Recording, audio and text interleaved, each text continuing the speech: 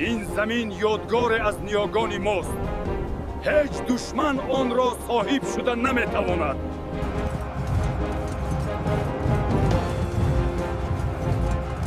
تاجیک آزاد تولد می شود و آزاد می میرد.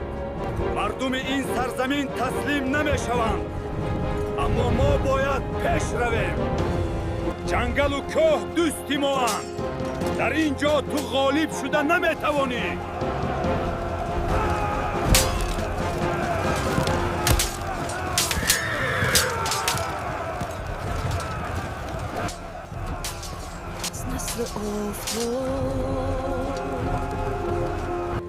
از شهد محتاج این مرد با زور مغلوب نمی شود. اراده او از سپاه من قوی تر است. برای شکست دادنش حیله باید اندیشم.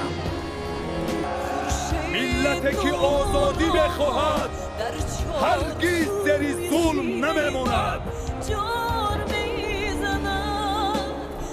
قدرت ملت در اراده آنهاست.